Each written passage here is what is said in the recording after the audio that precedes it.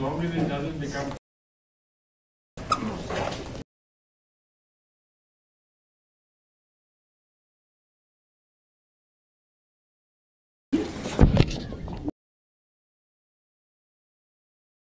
That's terrific. It's like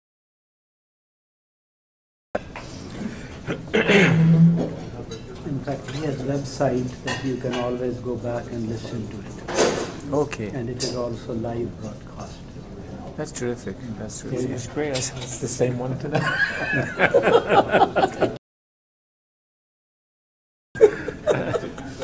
That's my regular lecture. Yeah. Change the jokes. Sometimes. Thank you. I can't read. Thank you very much. Yeah, because there's milk. Oh, okay. Sorry. No Would you problem. like something else? No.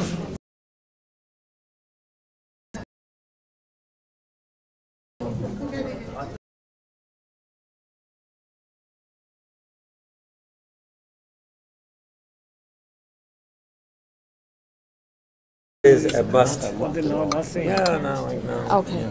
You want? Can you? Inam, can you give us like a 2-minute break so we can grab some? Sure. Would you like it served here? I can get it here. You can stop. Yeah, I'm Vita. Looks like rasmalai or kheer. It's white. That would be the. Right. I'm not being racist, just being descriptive. White. It's a color. It's a color. I mean, this is white in a non-racist Yes. way. I'm white in a racist way. I can get it. I think that may be a good one. Yeah. Should I get 4? Milk. No, I can't eat. Okay, I'll get it. Gosh, you have to be so careful about what you take. And... I can take a lactate sometimes when I don't know. Okay, right. Yeah. It's not as bad as my daughter-in-law to be is celiac. No, it's much.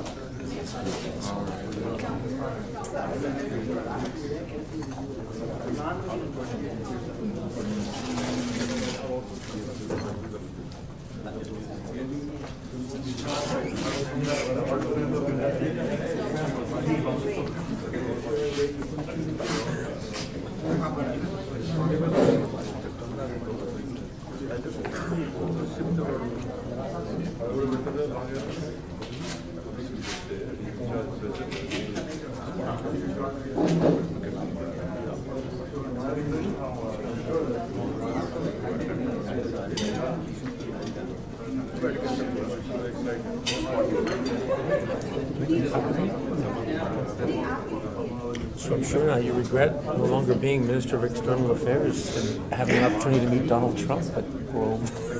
Well, I thought I'd take a break to Yes. please around.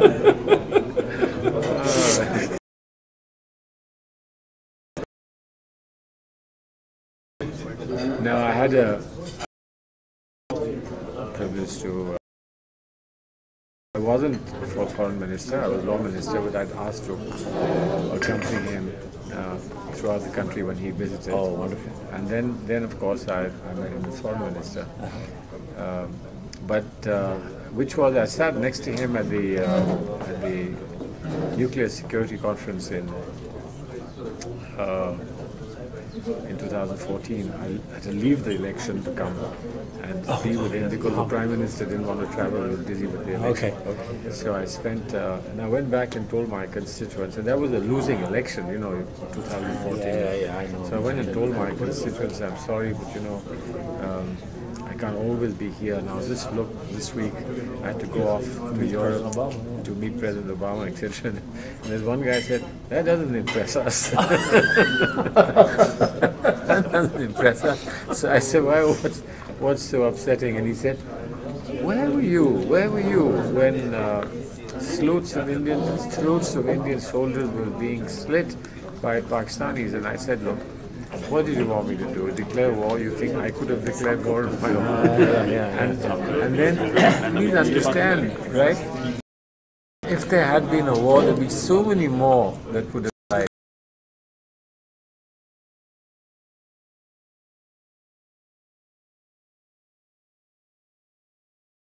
Election tempers are running high. It doesn't really matter. Would you like me to print out a couple of your biodata? your play, by the way. I would like should not feel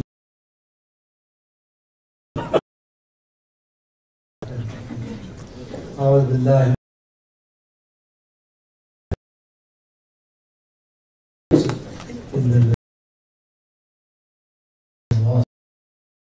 Islam. Thank you all for it is well known to all the union Islam in our community, and in fact a great supporter of this community. So we are very thankful for the work which he is doing. A great friend. And great friend. So my name is Yanam al-Haq. I'm part of this community and I teach at University College. This afternoon we are going to discuss a very complex issue of Islam and modernity. And let me start with my own take on the issue before I invite other scholars. And particularly Dr. Scott Alexander will highlight some of the challenges which Catholic community faced when the challenge of modernity came, and how their response can be a learning lesson for the Muslim community.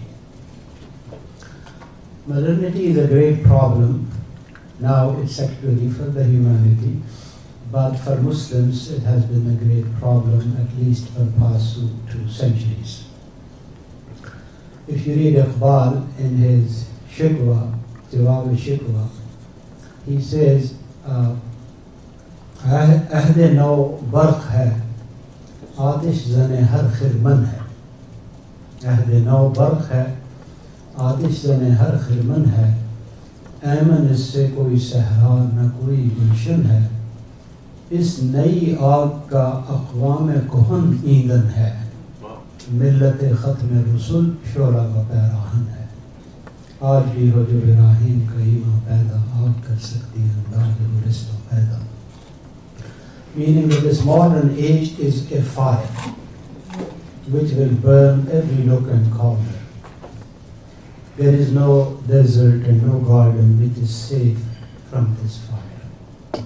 The fuel of this fire are old nations, and the garment of Prophet's Ummah is on fire now.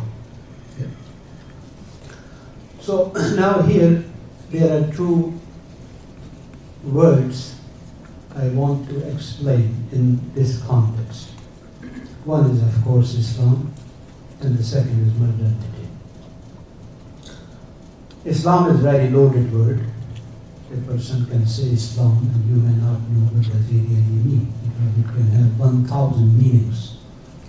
However, in this context, when we refer to Islam, we refer to Islam's civilizational dimension.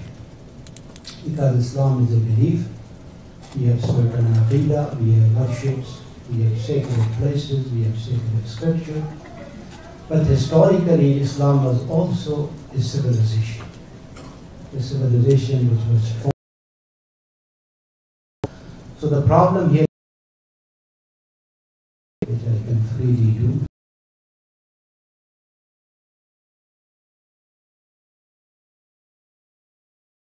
the socio, which is at odds with this rise in modernity.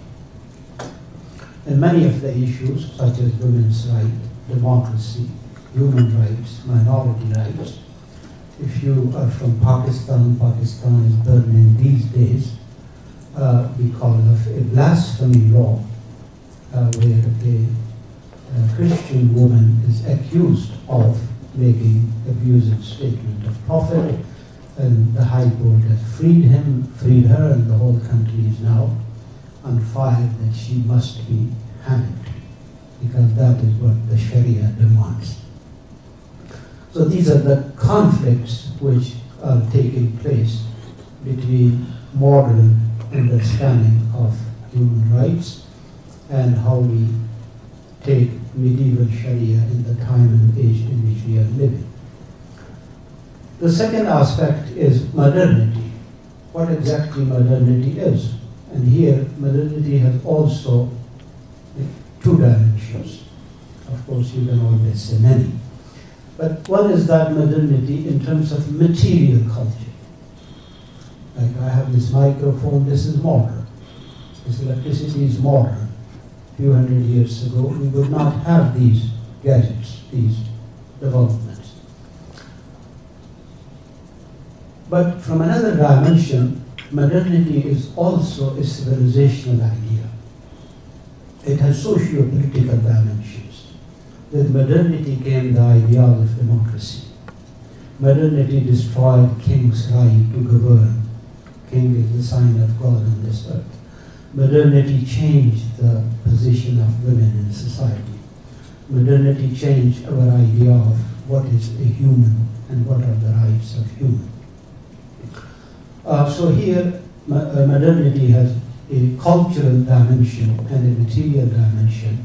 And in the Muslim community, there is no problem with material aspect of modernity. In fact, Al-Qaeda is more sophisticated in handling internet and technology than some of the people in the Western world. But at the same time, they have an outlook on human society which is truly dark and medieval. So, and that is the nature of conflict which we are facing in the Muslim community till today, and it is going on for past more than 1 century. Since the dawn of modernity, which came to Muslim world in colonial times, and that is part of the problem, that modernity was not a native development, but it came through foreigners who were invaders, which created a psychological reaction, is that Muslim community, after their decline and loss of power, now face this challenge: what should we do and how we should live in the modern world? And that created many responses. And particularly, there are 4 responses which started early on, and all these 4 are with us today. One response was that Islam should be removed from socio-political realm, and we need to create a secular state as Europeans have created. This was the core element of Mustafa Kemal Atatürk in Turkey, who abolished caliphate, abolished Sharia, removed religion from public life, and forcibly modernized and westernized Turkish society.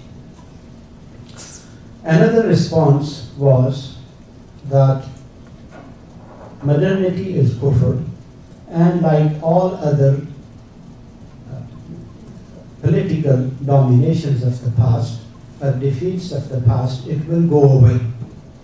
And all we need is actually to continue to live on Islamic principles.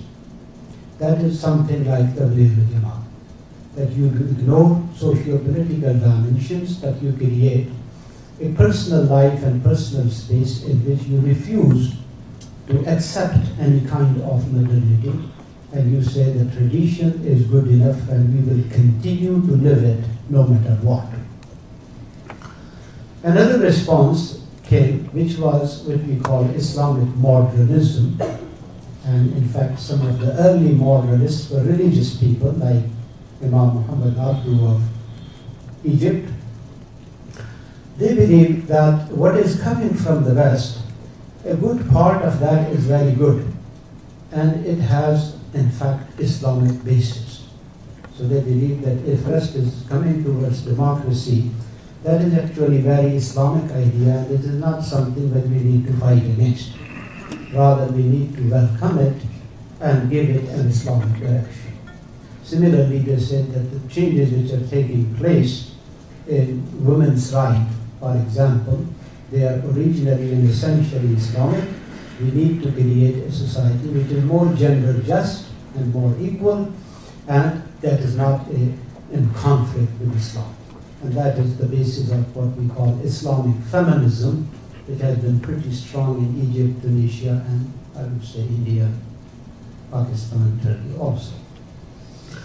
Then the fourth response, which is with us in a very violent way, is Islamic fundamentalism and radicalism, that these people claim that Islam is perfect and complete, and the only thing we need is to destroy the existing political order and replace it with Islamic political order, caliphate, some kind of revivalist of caliphate. This thought comes from people like Maulana Maududi, Sayyid Qutb, Dr. Asrar Ahmad, and many people, but it took very radical form in these extremist groups, what we call Al-Qaeda, Taliban, and other groups, that they took a violent path to overthrow all existing systems and replace them a caliphate, which is actually a very medieval interpretation of political rule and which does not accommodate the changes which have taken place in modern society. And these four responses, which are actually more than 100 years old, are all with us today in different forms, and the battle is still going on in Muslim society.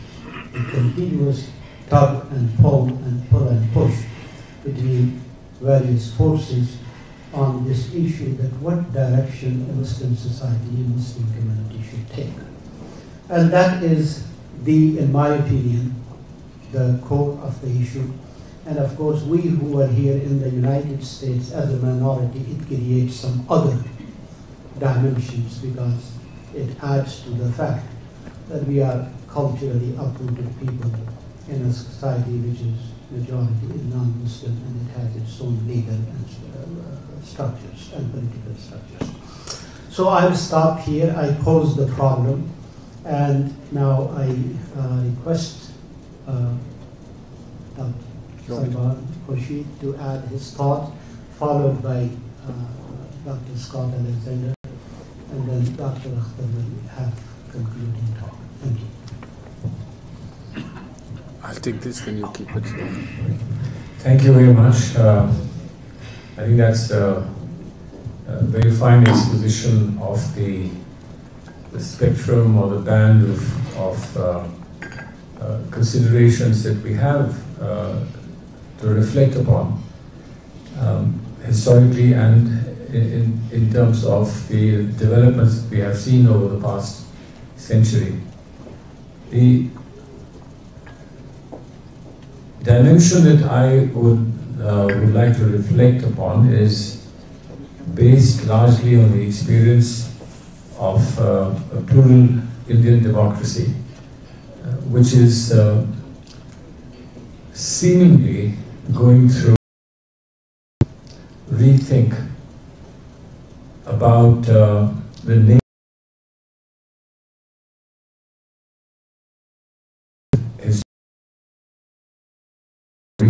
recent times and contemporary times. Muslim society has made a very major contribution, and I think it will be sad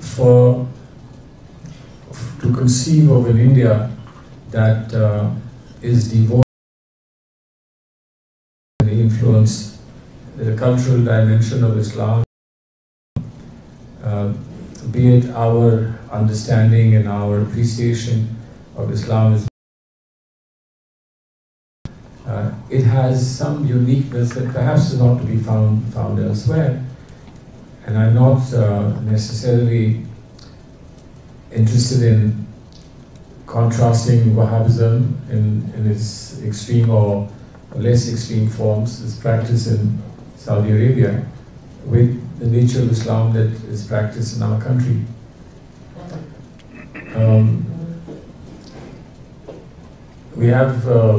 We are lucky to have the presence of Mr. Faidan Mustafa here, who's a Vice Chancellor of one of our top law universities and a profound scholar. And sitting in there, I thought that I must ask this question that some of us have never seriously reflected upon. Because in India today, there is an expectation, demand, and an assertion periodically of protection of the personal law of Muslims, and equally there is an unexplained desire of some people to somehow get rid of the personal law, as though that would be the ultimate victory against Islam, in India at least. The fact remains that although India had for a long time been ruled by Muslim rulers, we were never theologically an Islamic state, and consciously were chosen not to be an Islamic state. Of course, there was a spectrum of a whole rainbow of attitudes that were reflected in various reigns of various rulers, some to the satisfaction of a group of people, some to the satisfaction of another group of people, and equally to dissatisfaction. So what we saw with Akbar the Great is vastly different, or at least perceived to be vastly different from what we saw in the life of Emperor Aurangzeb, from one extreme to another. I have in my own attempt in a play that I called Sons of Babur, I've contrasted our perception, or a perception, of Babur as the founder of the dynasty of Mughals, with who's still attempted to be seen as an outsider, an alien, a foreigner, and that's the reason why a pejorative term Sons of Babur is used for anyone who one is being somewhat hostile or negative about. And at the other extreme is Bahadur Shah Zafar, who's seen as the pinnacle of India's, or an Indian's patriotic aspiration, seen as the symbol of India's first war of independence, and seen as the finest representation of the integration and pluralism of Indian society, even the pre-democratic Indian society. And I have, in a sense, in the play, described him, ironically described him as the first popularly accepted leader, or the last, first popularly accepted emperor of democratic India, which has a lot of contradictions built into that. But be that as it may, that's what he was, and that's what he seemed to be, despite the fact that he didn't get a resting place in India and had to be buried in Rangoon. So the nature of Islam in India has been intrinsically different, and the point I just wanted to score there was that we've never had Islamic criminal law in our country, and there's never been demand for Islamic criminal law in our country. Therefore, you can live without part of Islamic traditions and Islamic law. Of course, we've seen enormous transformation happen there as far as Islamic countries are concerned, but certainly India never had in Islamic criminal law. But the personal law was significant and important, and was obviously treated as being extremely important. And even the reform in personal law that happened in Islamic countries was kept away in India, because for some reason preservation of personal law was seen as more important than reform. The reform that has come in more recent times, and some people might say the reform has come uninvited, and the reform has come, in a sense, enforced by the democratic systems and the democratic institutions. But Islam was different. One tragic and sad thing is, and I think you've made a very interesting and important point, is that if Islam was to be understood in its true spirit and sense, many things that are associated with modernism would be found in Islam. And I had the good fortune to assist the Indian Supreme Court in the triple talaq matter. And in the triple talaq matter, I brought it to their notice that 1400 years ago, there were institutions and instruments provided in Islam that have only recently been brought about in the law in the West. So, divorce by mutual consent, no fault divorce, divorce where it is difficult for a couple to stay together, etc., etc.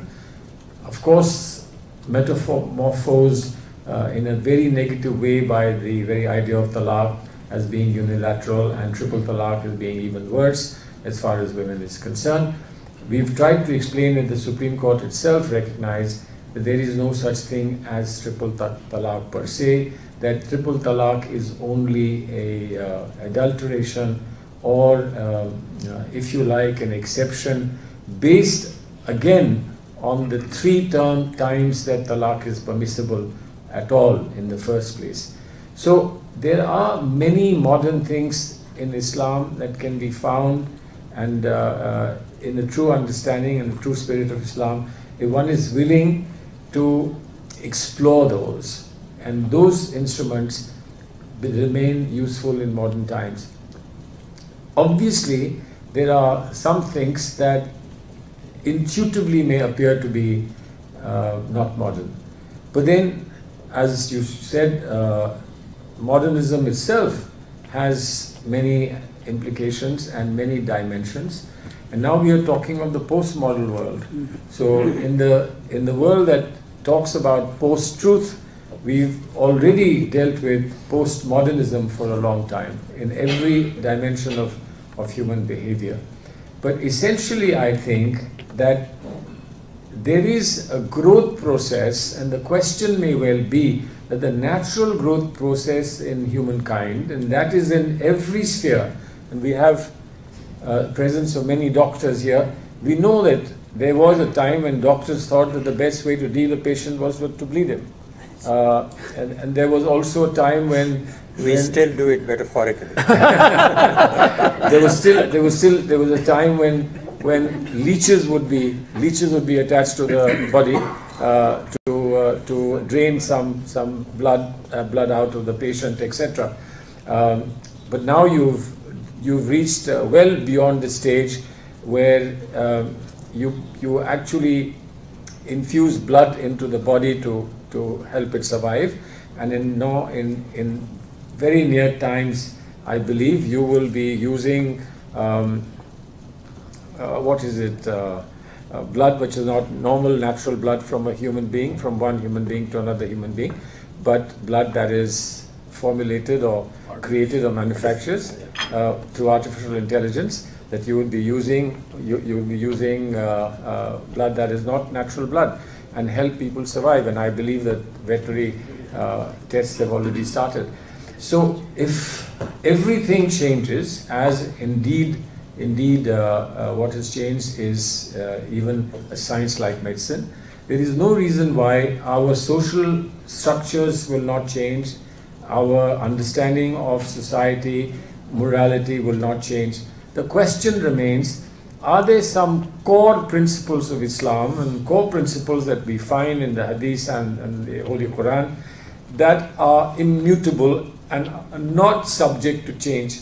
Now that is certainly a matter of faith, and I think it's important that we continue to understand the role of faith in transforming, changing, modernizing society. Does modern mean anti-faith? That would be a big question. And is faith something that cannot change beyond certain limits? And I have an example, and Dr. Faizan Mustafa will appreciate this. The Indian Constitution has something called the basic structure. You can change the Indian Constitution. Most provisions of the Indian Constitutions can be changed. But there is something that the court says is so basic to the Indian Constitution that changing that would change the Indian Constitution, and it would become a new Indian Constitution, and you can't do that. They haven't given clear examples. They've said from case to case we can decide it. but they have suggested a few ways, a few things which indicate that they are part of the basic structure. So faith also must have, I hope, have a basic structure. Our Supreme Court is in a serious tizzy of late when it's dealing with matters of faith. It was dealing with matters of faith in Triple Talaq, they found an easy solution. But they were also dealing with matters of faith in Sabrimala temple issue, and they have gone into a little bit of a tizzy because it's one lady judge on that bench who said you cannot put faith under the scanner of rationality. If your faith says that this cannot happen, then you will have to accept that this cannot happen. You can't say that only faith, as long as it's rational, we will accept, but if it's not appealing to our rationality, we will not accept it. And she had to pronounce something that may well be, for many people, counterintuitive, saying that women between the ages of 10 and 40 cannot go into the sanctum sanctorum of the Ayyappa's temple, whereas 4 male judges have said that that restriction must go. Great difficulty for people in Kerala. I point this out only to say that modernism does not mean negation of faith. And if modernism doesn't mean negation of faith, then as the Supreme Court had consistently said, what are the contours of faith? Essential and integral parts of the contours of faith will have to be protected and defended, and that they cannot be encroached upon, looking at other provisions of the Constitution. But it's an open-ended area in the Indian context, and this debate will continue in the Supreme Court. But for the present, I may just say this, that there isn't an inherent, as far as I believe, an inherent contradiction between Islam and what can be seen as the best form of modernism. Some modernism is, we all know, not very. There's no reason why human behavior should be and more desire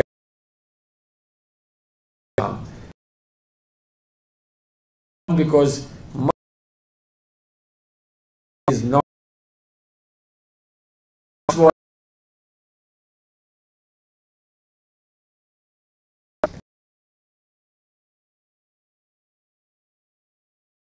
hope that we are is taking place here today, and there is also a false and a pseudo debate that seems to be going on, and it serves the purpose of political aspirations of people to highlight one or the other depending on what their intentions are. But I believe if we are truthful, if we are honest, and we are, let me say, faithful, we will not have a problem. Thank you very much.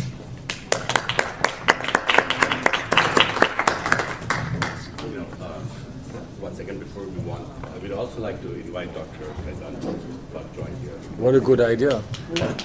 Please come. No free lunches. It took a little bit of convincing. He didn't want to come here. I came here as an audience. We can add you now before Scott. Straight away. Yes. No, Salman sir has rightly flagged the issue.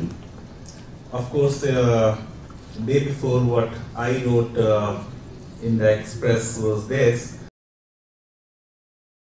progressive people to say that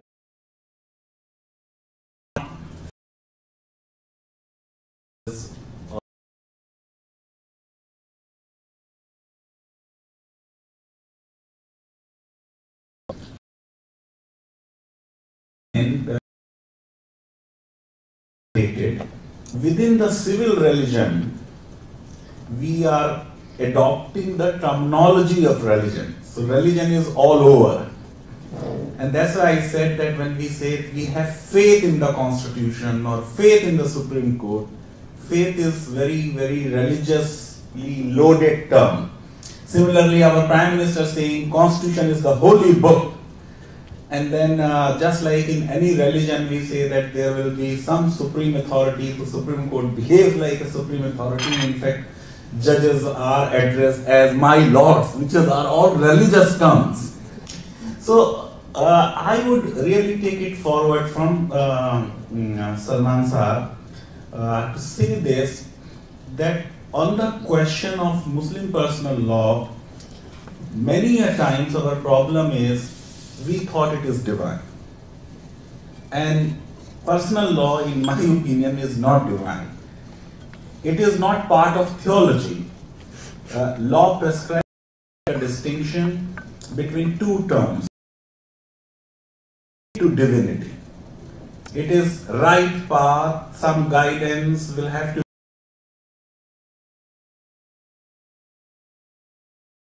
There cannot be any change based on modernity that instead of 5 time prayers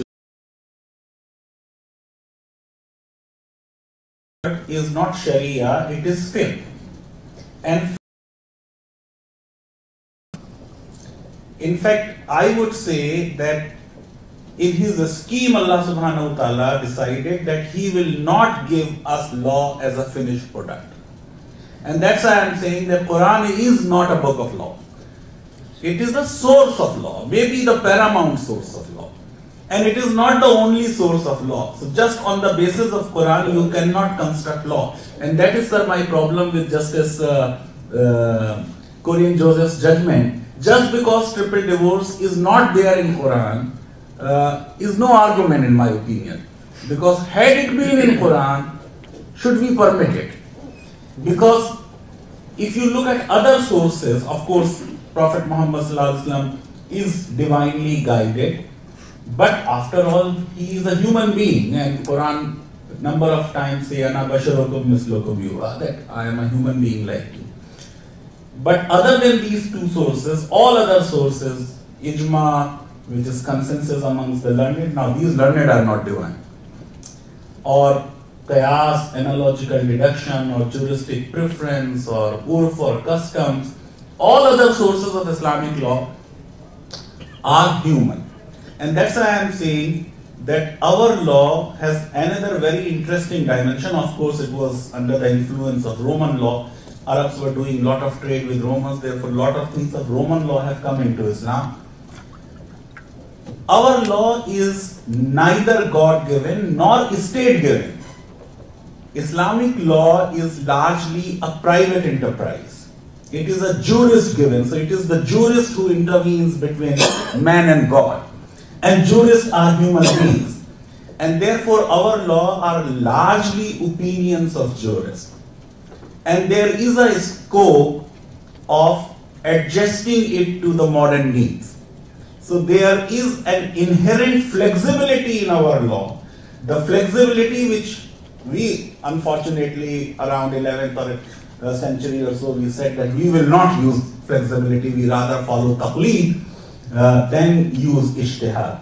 So part of our problem of law is, personal law is, that we are giving overemphasis and overimportance not to the words of God in Quran, but to the juristic opinion.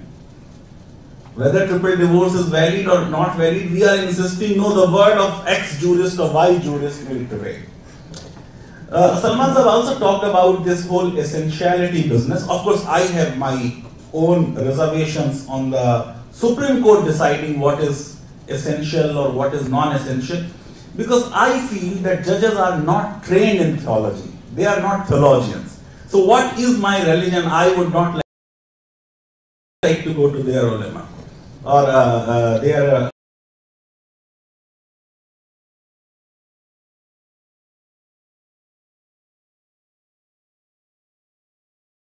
and why is not essential, and therefore X is permitted and Y is not permitted. Supreme Court privileges some religious practices over other religious practices. Now, religion is a composite thing. So, number of things taken together constitute a religion. But the whole idea of basic structure and essentiality, which courts are using, why our ulama cannot use it? Let the ulama use the very same doctrine, rather than having the top-down model of reform, that Supreme Court reforming our laws. And I feel that Any reform coming from the Supreme Court would be resisted. The entire reform debate will be hijacked by the fundamentalists, as happened during Shah Banu and as is now happening with the Hindu community. So the latest article which will come in India today, I am saying it is the Shah Banu movement of BJP and the Hindu right. Reform should come always from within. And our theologians should be able to say that X, Y, Z are essential. These are the most basic features of Islam, and rest we can adjust with the modernity. They have not done this job. And since personal law board is dominated by the ulama, who are insisting that only their interpretation or an interpretation of a particular school of thought alone should be protected, which I feel is problematic. So if Muslims of India can show some kind of pragmatism of adjusting with modernity, which earlier generations of ulama did show. If you look at 1939 dissolution of Muslim Marriage Act, the reform movement was led by the ulama. Ulama went to the government, they got the law enacted. So present generation of ulama are not taking that step forward. I feel unless they initiate the reform, no judgment of the Supreme Court. Now our government is saying, oh, you had got 60 cases even after this triple divorce judgment. You will get 6,000 cases or 6 lakh cases. Supreme Court judgments will not change much on the ground. Because what is really happening if I am living in a slum and X divorces wife, the neighborhood would consider it that the divorce is complete unless the ulama or a mullah of that locality says, no, this divorce has not happened. And the only correct form of divorce is this, and this is the correct procedure given in Quran. So our resistance even to accept the detailed procedure of divorce in Quran is annoying, and rightfully annoying the liberals in the country, non-Muslims, that we are insisting on an interpretation rather than on the text of the Quran. And the last point I want to say that part of our problem is creation of British judges. British judges did not understand that in Islamic scheme of things, one, there is no doctrine of precedent.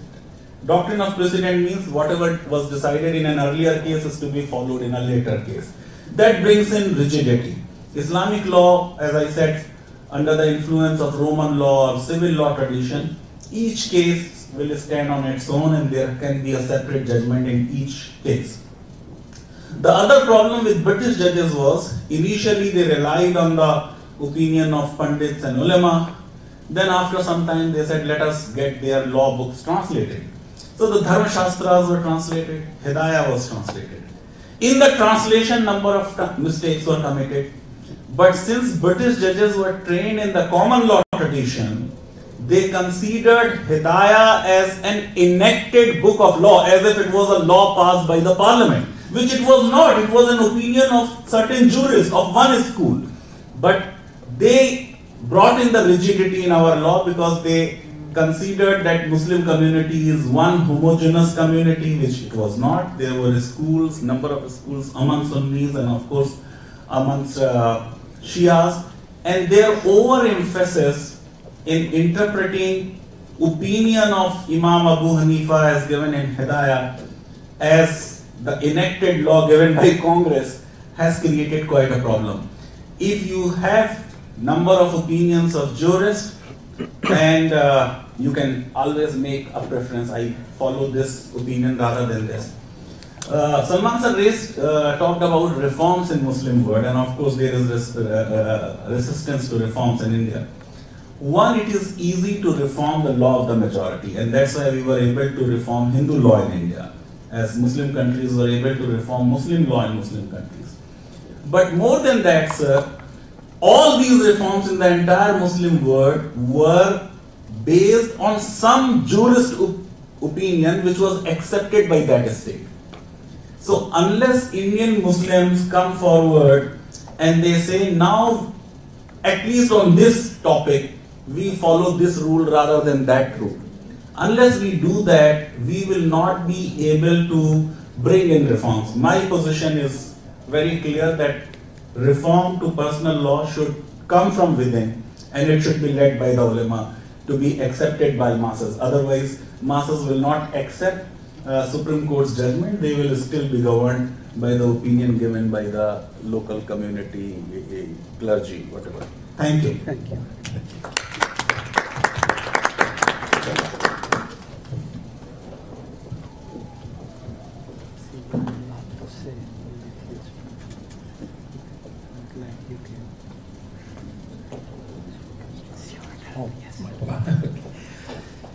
Assalamu alaikum wa rahmatullahi wa barakatuh. It's really a great privilege for me to be here, and I have to say it's really humbling. I know next to nothing about the South Asian context in general, especially not from any kind of personal experience. It's not within the purview even of my sort of academic studies, other than just trying to sort of keep up as a sort of member of the generally educated public, maybe a shrinking demographic these days.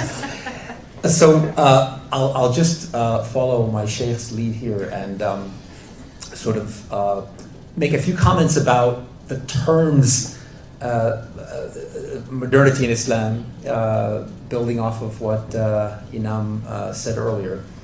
And then maybe a few things from my perspective as a kind of historian of religion and theologian who works a lot in terms of trying to understand both the Catholic tradition and the Muslim tradition, and thus perhaps say something in response to Inam's request that I reflect on the Catholic experience and how that might be relevant to the Muslim experience, even though to talk about these things in the singular is really misleading.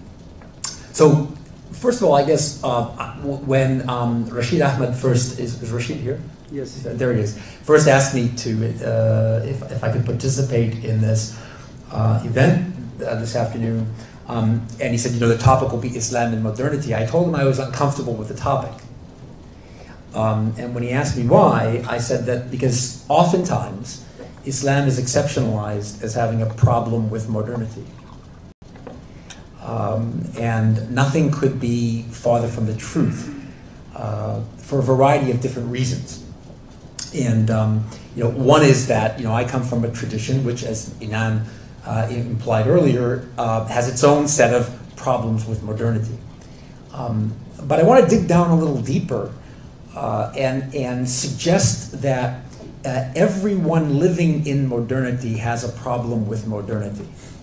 Every individual, every community, however you construe those communities. African Americans have a problem with modernity. Jews have a problem with modernity. The LGBTQ community has a problem with modernity. Now, am I just sort of More by with making tradition, more with tradition than modern. Well, I don't know. See, so here's the interesting thing. So what Inam is doing is contrasting tradition and modernity, and that's why I want to just sort of focus a little bit on this terminology. So the term modernity is used in two basic ways, right? One is as a period in history. And in that sense, it has there's no particular inherent value judgment being made. We all inhabit modernity. And when you think about tradition, it's very interesting because however one defines tradition, the modern age has been around for so long, and different people will have different starting dates for it depending upon what part of the world you're talking about, etc., that it's very difficult to find a person whose definition of tradition is not modern. You see what I'm saying? So even construals of tradition by people who inhabit the structures and ethos of modernity are modern themselves. So there's no way of escaping modernity in that sense, right? Unless we resurrect someone truly from what we can identify as an actually pre-modern period. Right? So, various in Europe, that would have to be someone, who lived before the 17th century. In other parts of the world, it might be later. The second way in which the term modernity is used is the one that's far more interesting to me, as a normative ideal. Right? As a normative ideal. And in that sense, I think there are contending modernities. There are contending modernities. And so a phenomenon like ISIS, for instance, Daesh, from my perspective, right, is as modern, right, as the womanist movement or the feminist movement. I'm not comparing them at all. I know there are some interesting, obviously, tensions between the ideological views of both of those modern phenomena. But from my perspective, there's nothing remotely traditional about ISIS. Nothing. And I know, with all due respect, I'm referred to their worldview as medieval. I don't even see their worldview as medieval. They quote a lot of medieval documents and texts, but if you think about modernity as a normative ideal, and you also think about it as a period in history and how it's characterized, you might be able to see what I mean. So I'm going to go through a list of things that Michel Foucault, a famous postmodern philosopher, identified as some of the characteristics of modernity, and you'll see that in these characteristics, there's both this dimension of them being characteristics simply of a period of history, as well as elements that go into the idea of modernity as a normative ideal. So first, there's the critical questioning and sometimes even rejection of what's conceived of as tradition. Right? So authority as it has existed for a long time. That's part of modernity. Prioritization of individualism, of individual freedom, and formal equality. Now, prioritization of individualism and individual freedom, it's not as if in pre-modern periods, in pre-modern cultural contexts, the rights of individuals weren't respected. They were. It's just a question of what's going to get emphasized more in societies, the rights of individuals or the values of the community. And so some people will say one of the quintessential markers of modern democracies is the right to exit. Right? So that, in a pre-modern context, if you were born belonging to a certain group, right? Whether it be a caste in India, right? Or whether it be a faith community, there was no idea that you could actually leave it. And if you left it, the governments that were in place, right, would not facilitate that in any way or not protect your rights to leave it in any way. But in the United States today, you have the right to exit, right? You can even disown your own family if you want. Emancipated minor and no longer under the authority. Faith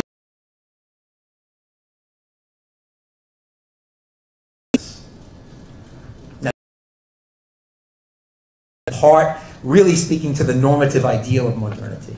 And I think this is one of the most problematic features of modernity, this idea of progress. When you think about all of this discourse about the West, the kind of Samuel Huntington, the clash of civilizations and what defines Western civilization and Western progress in modernity over more traditional civilizations like so-called Islamic civilization, the focus is on progress. But what's ironic about that entire discourse is if you look at the 20th century, and you look at a century in which so much of the ideals of modernity as a normative meta-narrative were created. Right? Science is going to liberate us from the shackles of tradition, etc., etc. In the very middle of the 20th century, in Europe, which was the generative heart of Western modernity, you had the largest war generated in human history with the most carnage ever seen, and the Shoah, the very modern, mechanized, industrialized genocide of European Jewry. The Holocaust. 6 million people. Now, there's always been attempts by people to eliminate other people, eliminate their enemies completely. But what modernity allows you to do with the industrialization piece is to do this on a scale that's completely unimaginable in any pre-modern context. And the same with nuclear weapons. Now the potential. People have always tried to cultivate the destructive potential, right? Tradition is no different. It's just that with technological developments as a part of modernity and the unbridled faith in scientific progress, you get a lot of stuff that I wouldn't call progress. And I think when we look around at the way the human family is suffering right now, are we really better off than we were 200 years ago, 300 years ago? As a historian, I'd like to see the evidence for that. In some ways, we are better off. In other ways, we're not. You have capitalism, the rise of neoliberalism, secularism, the nation state.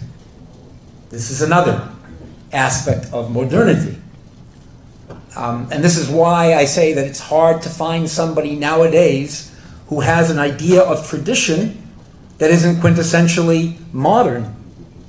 Because I don't know many people outside of perhaps some Amazonian tribes that don't identify themselves, for better or for worse, as citizens of a nation state. And nation states are de facto non-traditional. They're de facto modern. I can prove it to you by showing you the historical record of when they appear. And of course, how they were imposed on so much of what's called the global south by the colonial sort of North Atlantic West. Theologically, the Catholic tradition struggled a lot with modernity. We like to think that in some part that struggle has been successful. I'm not sure it has been, but the Catholic Church was dragged kicking and screaming into modernity, basically. With the rise of the nation state, the idea that national identity was going to be the most important thing. In France, for instance, the whole emergence of laïcité was so that a republic could be created that marginalized religious differences, right? And so now even today, we still have that legacy where a French Muslim girl can't wear her hijab to school, a French Jewish boy can't wear a kippah, you can't wear a cross if you're Christian, because these things violate the principle of laïcité, of laicism, that we're all French first and all those other things second. So the Catholic Church, in the creation of these nation states, gradually lost power. It itself, in a sense, was a nation, not a nation state, but there were the papal states in Italy. And with the creation of the Italian Republic, you got it shrunk to the Vatican. Now, there was a gift in that for the Catholic Church. Because once the Catholic Church lost a lot of its temporal power in Europe, right, it had to think, what do we have left? What's our real claim to authority? And it had to really sort of dig deeply into questions of spirituality and morality, right? Divorced in some sense from any ability to enforce it, because the Catholic Church did do that for centuries and centuries and centuries, burned heretics at the stake, all that kind of stuff. But the Catholic Church simply didn't have the means to do that anymore with Garibaldi in 1865 and following that. I think the Muslim societies are struggling with the same thing, with the emergence of the nation state and a certain tendency to want to divorce the coercive power of government from religion. So one reaction is, let's reunite that. Let's give the coercive power of government back to religion. And another reaction is, no, that's the last thing we need to do. And there's a whole debate over how do you keep religion what it ought to be and strong? Do you go one way, or do you go the other, or do you go into some hybrid? My approach, and I think this is something that maybe Christians and Muslims and others have in common, is that we should be asking ourselves always the question, what have been the key elements of an assault on faith, on a life of faith, from the beginning, and not exceptionalize modernity? There was kufr in 7th century Hijaz, there's kufr today, there's always been kufr. The question is, what does kufr look like today? Maybe it looks a little different in some ways than it looked like in 7th century Makkah or in 7th century Yathrib or Medina. I would propose, and by kufr, I'm using it in the broadest Quranic sense. This is, Muhammad Assad translates kuffar as those who willfully deny the truth. It's not just, whether you noetically or intellectually assent to certain propositions. It's whether in the way you live your life, you're opposed to certain basic truths that you recognize, but at the same time, you realize if you're going to put yourself first, aren't worth prioritizing and standing up for. Human dignity and truth. لَقَدْ قَرَمْنَا بَنِي آدَمَ. God says in the Quran, we have ennobled human beings. Human beings have a fundamental human dignity. And any assault on that human dignity is an assault on faith and on the life of faith. And then there's truth. I like to say the real atheism is not somebody that says, I don't think I believe in God. Meaning, I have increasing difficulty wrapping my head around the notion that there's a supreme being that's immaterial and resides sort of behind or above the material world, and okay? But that person may be a person who's very committed to the idea of truth as a singular reality, to the idea that there are things that are true and things that are false. And if that person is a person that believes in the inherent dignity of every human person, that believes there is one justice, there aren't a lot of different justices that are dependent upon situational ethics, that somehow we understand what that justice is by attending to the cries of the poor and the marginalized and the oppressed, I'm not so sure how much of an atheist that person is. Because one of the most important of the Asma al-Husna for the purposes of this discussion, I think, is al-Haq. God is the truth. And if you deny the existence of truth, and you try to invent your own truths, and convince other people to accept them, that, even if you call yourself a Christian, even if you go to church every Sunday, that's the true atheism. So I think we need to recognize we're all modern. Even our ideas of tradition are modern. But how do we continue to ask ourselves the questions our ancestors have asked themselves, which are all about how do we maintain our commitment to our faith tradition against the assaults on faith that have always been around, and that now, in modernity, just take different forms than the ones our ancestors were used to. Thanks.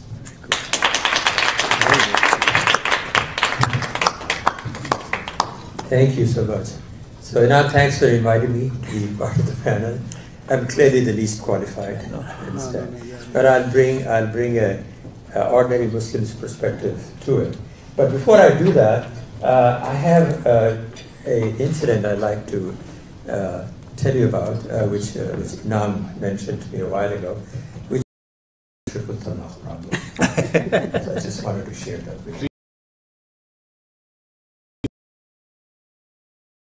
If I am nice to my wife, how did you pronounce it?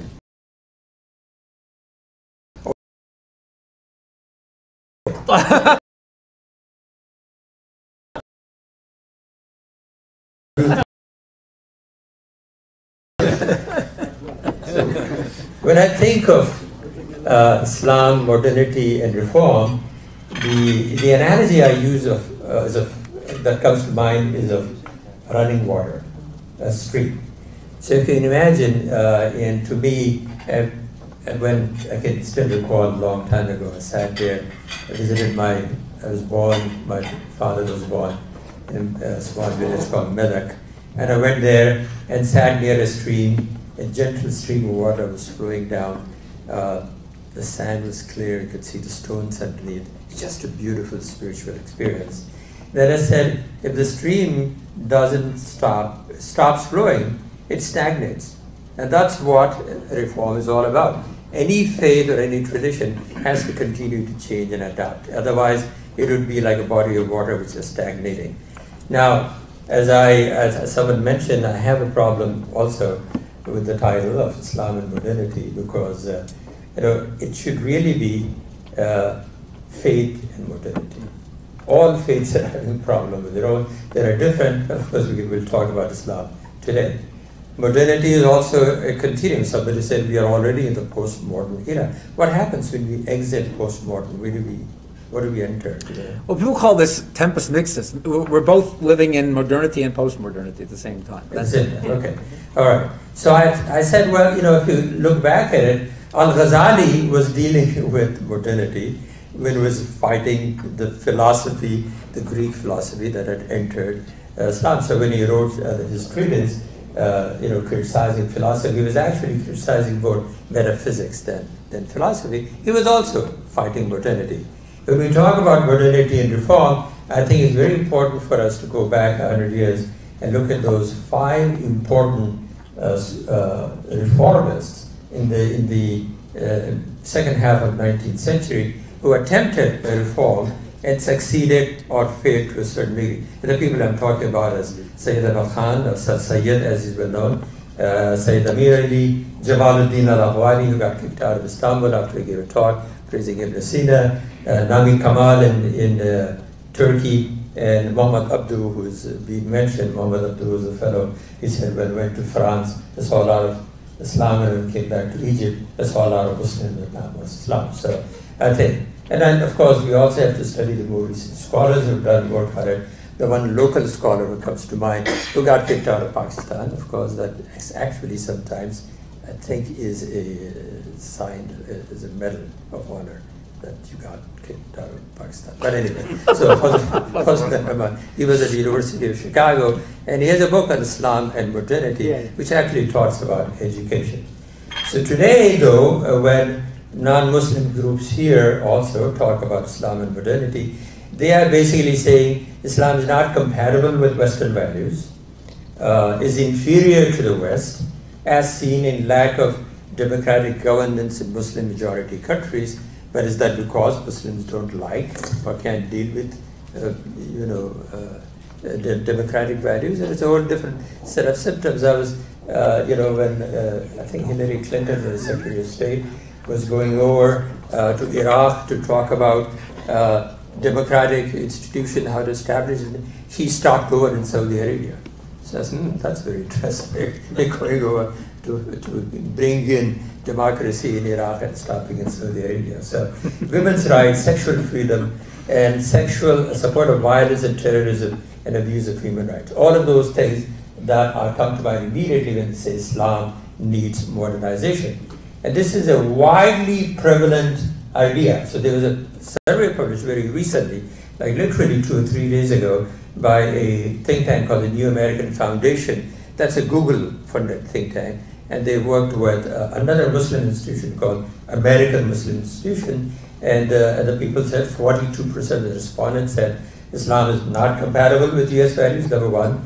38% said Muslims are not as patriotic as Americans, and 56% said they were really concerned about extremism spreading within the Muslim community. Now, same folks says, we realize, 72% said, yeah, Muslims are subject to bigotry. We know that. But say we understand that, that's not fair. But we also think that Muslims have all of these other issues. Islam is really not compatible with, and I think what they about bikinis and so that's what, but I have a different challenge in my mind. What it means, it's really, Islam is like an idea, it's a religion, it's not a group of people. I mean, you can say Muslimophobia if you like, but basically we understand is bigotry against Muslims and lack of knowledge or ignorance about Islam. And much has been written about it, and I think there is no further need to analyze the roots of it. Some is ignorance, some is actually very well-funded groups whose agenda is to create this. For example, with the Sharia law, I mean, there's a strange notion in Kansas. If you go to a cafeteria in Kansas City, people, what are you worried about? We're worried about Sharia law in Kansas. Sharia law in Kansas? How's that going to happen? You know? So anyway, so they asked this fellow who is actually behind this, said, why do you keep pushing this Sharia law agenda when you know it's not going to ever be a problem? He said, what? We just want to talk about it. Just talking about it serves the purpose. That is what I want to accomplish. That people say Sharia law, and then with that comes cutting off of hands and stoning to death, and say that is it. That then, boosts my purpose or image that Muslims are such backward, ignorant, uncivilized, barbaric people. Now, the challenge, as I look at it, and again, I'm going to, as I said, I'll bring a different perspective of Islam and modernity, is to see, to answer this particular question. A lot of our younger people think that Islam is no longer relevant in their lives. It doesn't seem to offer anything. They said, okay, I was born a Muslim, I understand, it give me some spirituality. How is it relevant?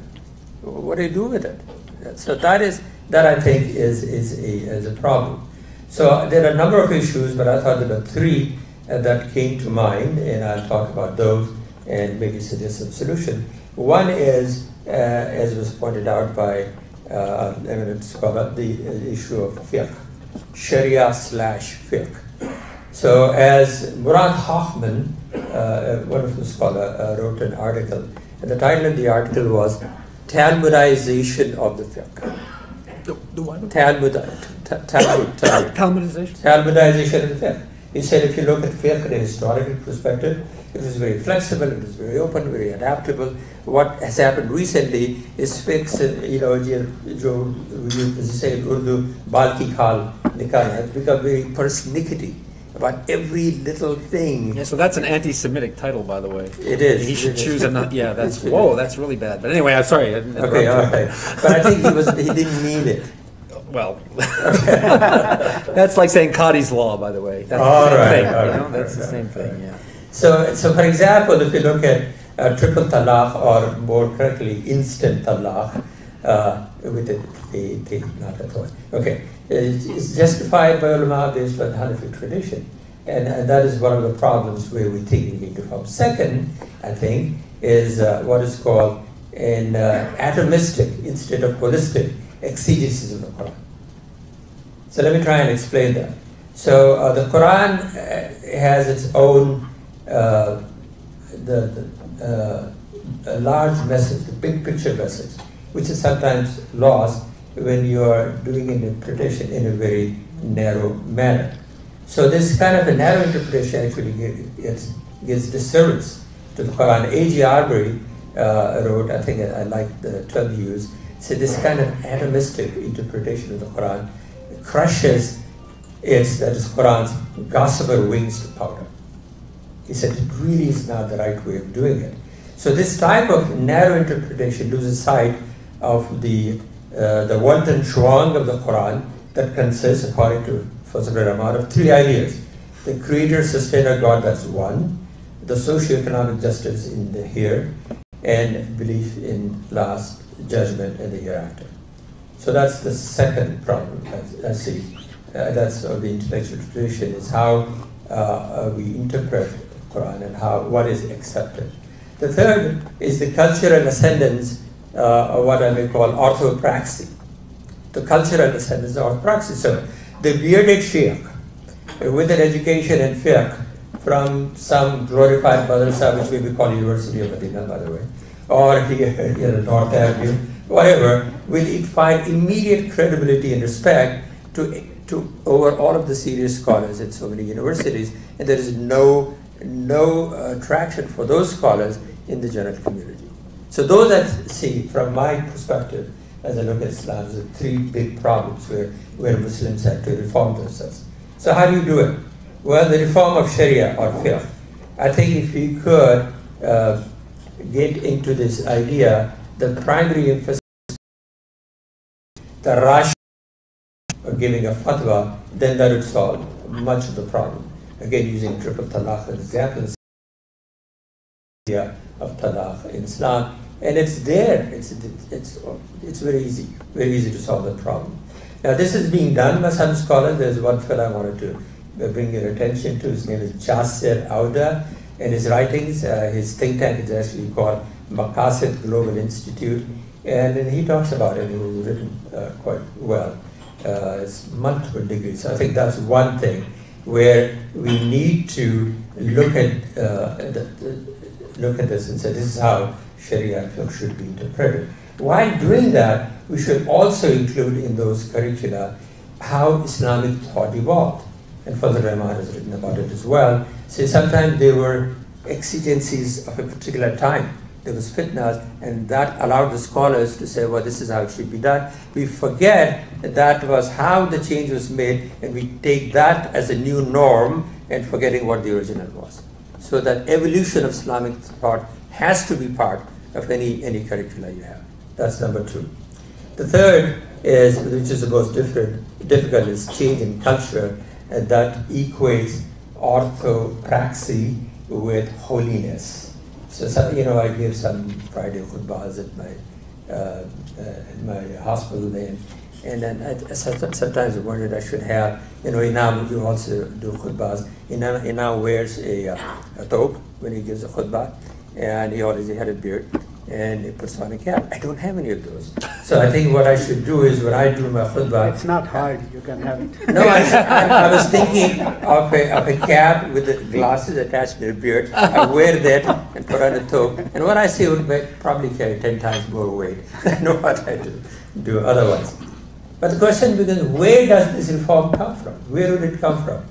Well, I think in the US, it may come actually from US Sunday schools. So Sunday schools in the US and West are a unique outcrop. It's a unique phenomenon. You don't see that in India or Pakistan or there you never went to. Some mullah may come and alim would come and maybe teach me how to recite the Quran properly and to pronounce it. But there was none. This thing, Sunday school phenomenon, does not really exist. So if he could be, and I know Dr. Ghazi is not here, Taslima Ghazi, she has done a lot of work with the curricula and those, but people are doing it. And I'm going to put Nausheen on the line here, and let's get Nausheen over there, because they have started a Sunday school curricula called MLA, and they're using a much more creative way of imparting knowledge. Of course, they're immediately criticized as being Muslim light, but that's L-I-T-E, not L-I-G-H-T at all. Muslim light, okay. So anyway, there has to be somehow a greater traffic in ideas between the academic alim and the community scholar, or is it the other way around? Okay, academic alim and the community scholar. Because the university scholars are also very reluctant, very reticent, even afraid to come and talk to the community. I think they may get bored out, or people may get angry. So they stay away. And then we are left with the person who's gone to some school and had now become a mufti and has a big turban, and the turbans have become very popular, by the way, much more than 5 years ago. And so that becomes a problem. That's a great need. So that's where reform might come. And reform may actually come from outside the masjid, from outside the masjid. So there are a couple of the spaces that have been created where people say, well, we do not want to go to the masjid because we get judged. So we're going to meet outside and try and do this outside the masjid. There are 2 such spaces that I know of. So this, I think, how Islam, if we do that, Islam may, that's a challenge that I see as an ordinary Muslim, where Islam may become relevant to the Zainas and Zains of this world. And that's my comment. Thank you.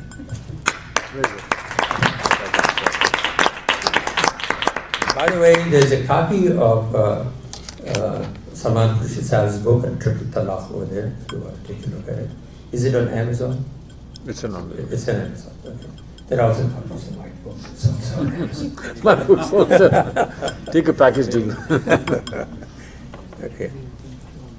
So I think the question now is for Q&A and interactions. Yes. Floor is open for you. So I'm going to pass this question. My name is Ajit Sai. I live in DC currently. And just because you had a joke to share, I had a joke on Capitol Hill just last week from a Republican, actually her name is Pam Pry. Scott might have heard of her. Okay, she got famed 10 years ago as the Code of Communications girl for Sierra Palin after she was picked as the running mate by John McCain. Yeah. She's one of the early ones to support Donald Trump in 2016. And therefore she's now senior advisor to the Department of State, no less. So she was moderating a panel on Capitol Hill just last week, and she had a great joke. I thought it compliments your joke very much. The joke was that there was a man, a devout Catholic, he was marooned on an island for 4 years, and eventually a ship pulls up to rescue him. And as he's being rescued, the captain of the ship says he sees 3 huts on the island, and he says, hold on, wait a minute. 3 huts? I thought there's just one of you. He said, well, there's just me here. He says, why 3 huts? He said, well, that's my home, that's my church, and that's the church I used to go to. So that's also part of modernity. I have 2 quick questions, and anybody in the panel can try to answer that. I think one aspect of modernity that we've seen over the last, especially the 100 years across the world, is the acceptance of what essentially is guaranteed in the United States by the First Amendment, is the freedom of speech, is that you can say anything. I think there's a lot of resistance to the traditionalists or the fundamentalists to basically resist even the questioning or even the rights of people to speak against. And I see that a lot in my country, in India, by my fellow religionists, the Hindus, I am a Hindu, but also from a lot of Muslims. That's my first question. And second question, I think Scott may be able to answer this, is specific. You know, I find this very strange. A lot of my friends, especially my Muslim friends, who are so critical of the Hindu right wing in India and of Narendra Modi, the Prime Minister, the way he is an authoritarian, strong-arm person, and similarly of Donald Trump, but they are so wide open, wide-eyed and wide arms and open and supportive of Erdogan and Turkey. I just don't understand that. Perhaps you can explain the 2 things. I'll just say thank you for your observations and questions. I'll say 2 things quickly. It's also modern. Democracy and freedom of speech. That characteristic of modern political systems. And so there are modern political systems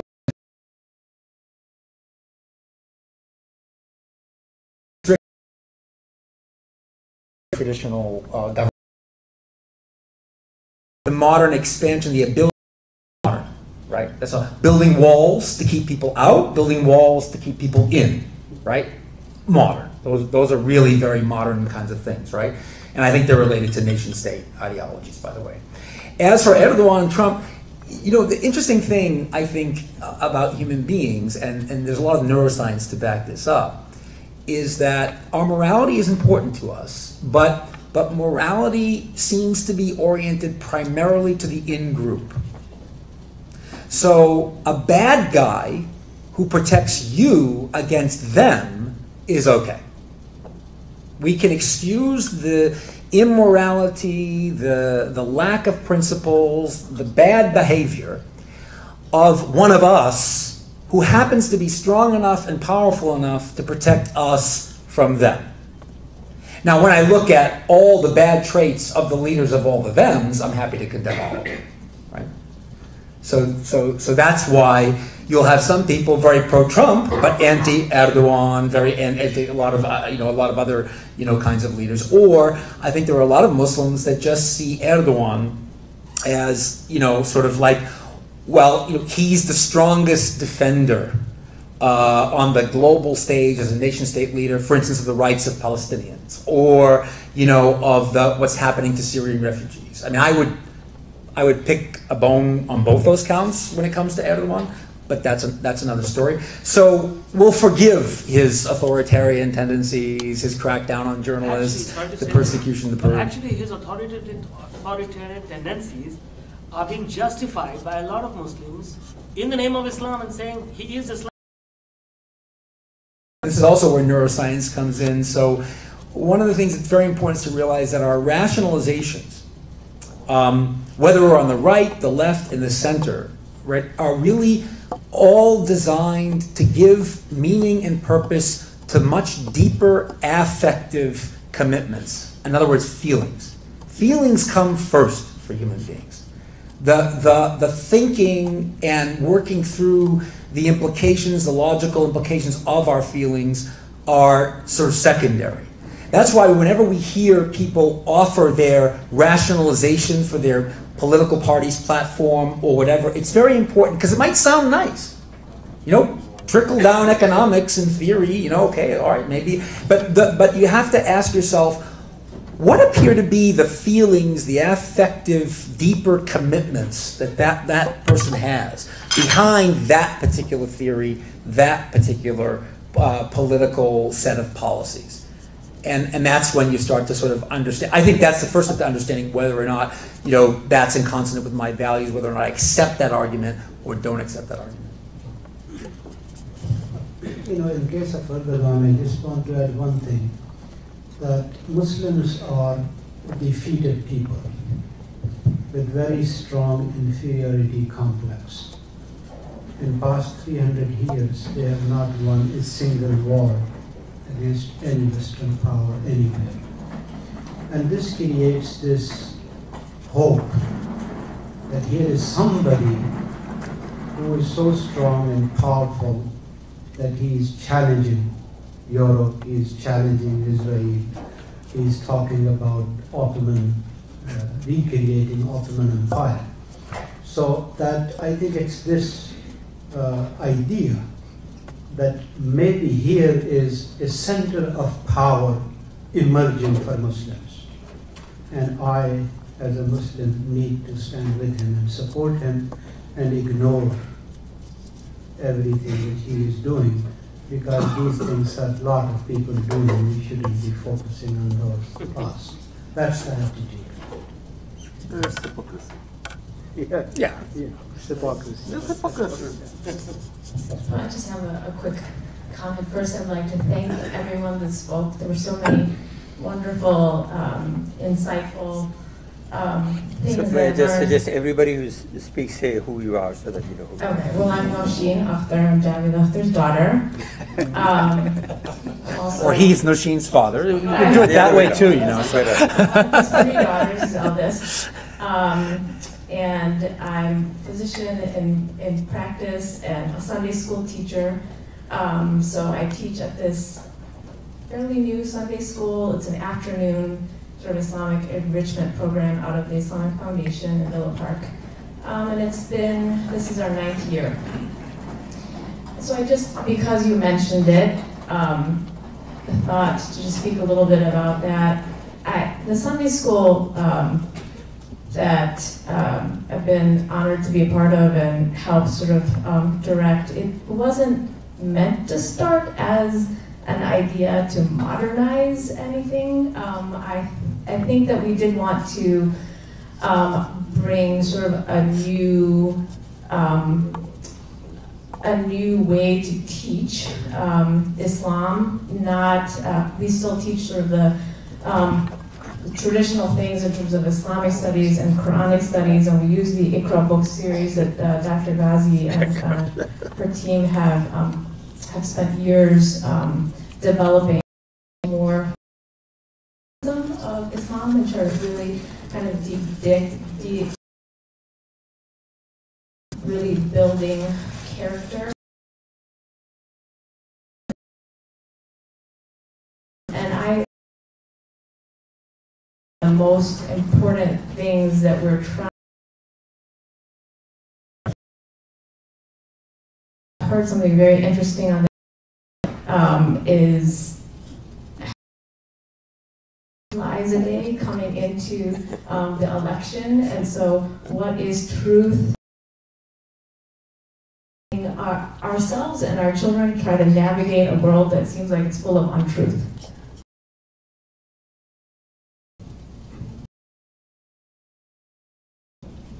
My name is Ali Taj, and I've been living in the Chicago area for over 45 plus years, so I have a little bit of understanding of our community here, but not much of the community in India or Pakistan for that matter.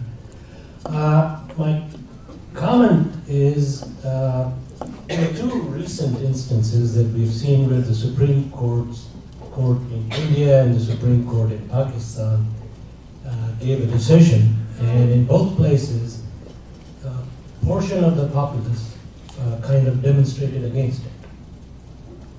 And relative to the temple, 10 to 40-year-old women were not allowed to go into the temple, and recently Asia Bibi, who was kind of blasphemy, I guess was the word used. My question is, and my friend and dear brother used the phrase that the whole country is up in arms. I beg to take an exception to that. And my exception is that the party that is really raising the ruckus has about 2 million people in a country of 170 million people. And the question I have for this panel is, what are we going to do so that the 170 million people in Pakistan or a billion some people in India don't become hostage to this 2 million people or whatever the number is in India? That is my question. I mean, if we continue to allow that to happen, I don't see a need to reform the Sharia or the fiqh or whatever. We need to reform that small minority that is holding the rest of us hostage. Thank you.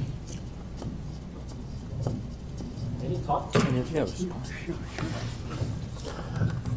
Well, obviously, these are both deficits and the problems of democracy. I don't know the exact situation in Pakistan. I mean, I can tell you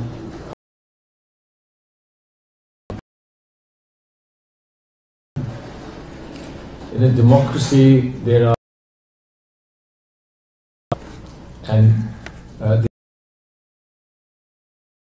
is acceptable or admired by everybody.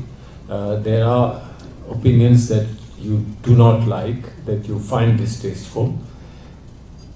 The thing about democracy is that you have to find via media.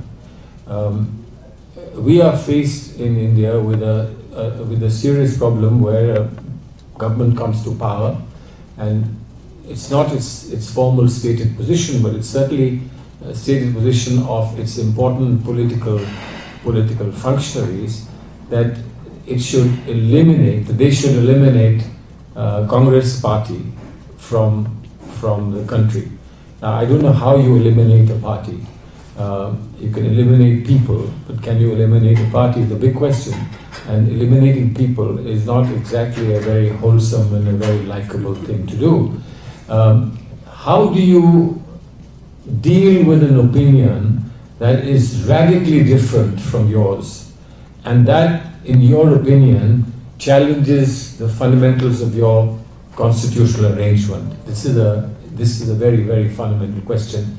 Now, I don't know, I don't have straightforward answers to this, but I do know that in one matter in the Supreme Court, a similar decision about shifting of graves in Banaras, then Banaras, now Varanasi, was directed by the Supreme Court. It was an interstate dispute between two sects of Muslims fighting over a graveyard. And the Supreme Court said the graves must be shifted. The district magistrate threw up his hands and said, "Send me to prison, but I can't shift these graves." The Supreme Court, fortunately, the judge retired, and the next lot of judges who sat on that bench adjourned that matter or suspended that matter for 25 years. I'm not quite sure what happened after 25 years. I don't know whether it's still a file that's tucked away somewhere in the registry of the Supreme Court. But my understanding is that the graves are still there. And perhaps will remain there for a lot longer than the Supreme Court. Certainly a lot longer than Supreme Court judges survive in the Supreme Court. Because they have a job to do. We respect that, we respect it and we understand. And despite all their ability to manipulate and work around issues and problems, they have some restrictions. The restriction of how a legal issue is to be decided and adjudicated. In the Babri Masjid matter, the High Court of Allahabad gave a remarkable judgment. It was and remains a title dispute between different parties saying this is our land, and the other party saying no, this is our land. The High Court came to a conclusion that this land could be trifurcated. Could be made into 3 separate portions, and each party who was seeking the entire land would get 1/3 of it. And of course, with a little sleight of hand, the most difficult parties was given the most important part of those 3. That's another matter. That's another matter. The Supreme Court now has to decide this. So I think there is no perfect solution in a democracy sometimes to many problems, and therefore you have to find a via media. Therefore, good judges often say this is not something for us to decide. This is for Parliament to do. This is not for us to decide, because one assumes that when Parliament does it, there's greater chance of consensus or near consensus, or a greater chance of a solution of postponing matters or solving them in some other way. But it becomes very difficult for courts where what has to be done is cut and dried, etc., to find such a solution. So frankly, it's really a matter of both separation of powers and a balance of powers between the judiciary and the legislature. And many sensible judges often pass the buck on to the legislature, say, please don't leave it with us. But many insensible legislatures often pass the buck back to the judiciary, saying, well, if somebody has to get the anger of the people, let it be you rather than us. So this is an ongoing thing about democracy. I don't know what the final solutions are.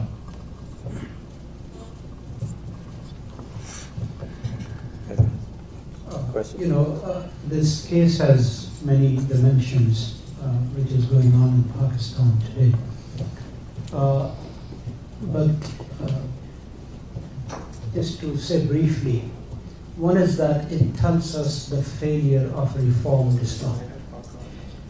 That if we had a better reformed, humane understanding of Islam, and that would have been the dominant mode of society and community, we would not have faced this situation. All of us are here Muslims. We are committed to Islam. We believe. How many of us would like to execute a poor Christian villager woman who is accused, not even proved, of insulting Prophet? None of us. Why? Because we are civilized. We are decent human beings. We value human life. And we do not want to act purely on the basis of anger and emotion. So if we had created a decent, civilized society and community, and reformed, enlightened understandings of Islam would have prevailed, we wouldn't have faced this situation. The second is that the political part of this, the way these groups are created and politically used in Pakistan, and how this TLP, Tehreek-e-Labbaik Pakistan, was created, supported to create certain problems, which they did, but now it's a monster which is creating other problems for the state. So to respond to that, we needed two things.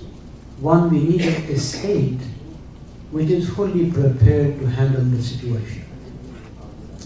It was not hard to foresee what will happen if court frees this woman.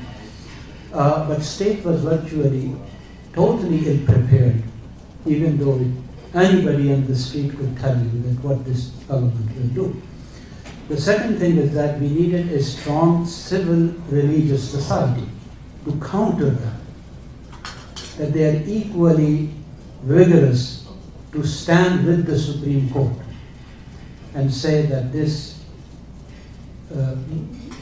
bestial attitude is not acceptable. This is not Pakistan, this is not Islam. But we see that this civil society is weak because it is fearful. It does not have the same iman which they have, that they should also stand up and say. So it's kind of strange that you can't stand for truth and they stand for falsehood. And then you have a state which is totally dysfunctional and does not know how to handle it. And that is what complicates the issue. And I just hope that this time state stands. If they surrender, that is going to be a huge tragedy. And there are signs that they might surrender to these forces. I'd just like to say that I think this is where faith leaders have to be aware. You know, so oftentimes we hear of the assault of secularism on faith, and it's marginalizing faith. There used to even be something called the secularization thesis. Even Peter Berger bought into it, and that was in the 70s, that religion was going to eventually become just something private and personal in people's lives. It was no longer going to be a force in public life or in politics. And that's been obviously proven wrong. And the fact that that's been proven wrong and what we see should make us aware to another fact, and that is that political agendas often co-opt faith institutions and values and rhetoric and words to pursue their ends. And I think religious leaders who are sick and tired of that have to ask themselves whether they have another role, particularly in the context of a nation state. And maybe their role is to say, there's a difference between two really almost diametrically opposed methods of trying to win elections. One is to build consensus, and the other is to divide. So we hear all this talk in American politics now about wedge issues, right? There's actually a history of the discourse on wedge issues. And I think it goes back to, I'm trying to think, it may have been kind of around the time of Newt Gingrich and building the contract with America, where you had a fairly successful Clinton presidency with the economy going strongly and people being because Clinton was pretty much a centrist. People being pretty happy with that. And the Republicans having to ask themselves, how are we going to get Republican voters out? How are we going to shift the narrative? If everything's going fairly well for most Americans, right? And they're inclined now to vote for another Democrat or vote Bill Clinton in for another term, how are we going to give our party a chance to get power? Wedge issues, abortion, gay marriage, immigration, all of these issues. And if you look at the 2016 campaign, that's actually how Donald Trump was able to sort of rise above the pack, because the critiques of Obamacare and the stuff that was part of what the Republican Party was suggesting could be done differently weren't really mobilizing a lot of people. There wasn't a sense that there was a lot of energy around any of the candidates that was proposing that. But when Donald Trump came down that escalator in Trump Tower and said, Mexicans are coming and they're bringing rapists.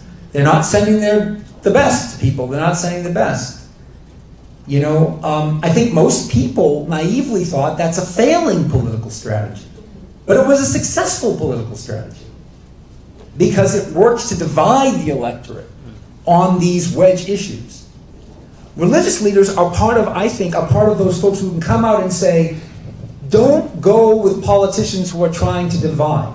Go with politicians who may have very different perspectives on things, immigration, gay marriage, abortion, whatever the case may be, but who want to try to build consensus around their perspective and their policies, rather than demonize the other side. And you know, this is happening in India, it's happening in Pakistan, it happens all over. And I think this is why we have this rise in authoritarian governments now around the world, in Brazil, because people have learned that this is a really effective strategy. If you appeal to people's fear, right, and and you sort of ignite or fabricate, you know, culture fault lines in a society. I mean, they're already there, but you try to exacerbate them. That's going to actually motivate people to come out and vote for the people who think they'll protect them against the other side. Yep. So religious leaders need to get on the ball and say, let's reject all politicians who are trying to divide us as a society. Just a small thing I just wanted. I'm Seema Ahmed. I spent most of my life in India. I worked there, and my husband was a chief of a hospital, HAL hospital. So I would just like to answer Ajit's question. We stayed in a area where all the Hindus were our friends. And my husband being a doctor, and every Diwali he was on duty, and every Diwali was spent in our house. They did the puja at home, they came to our place.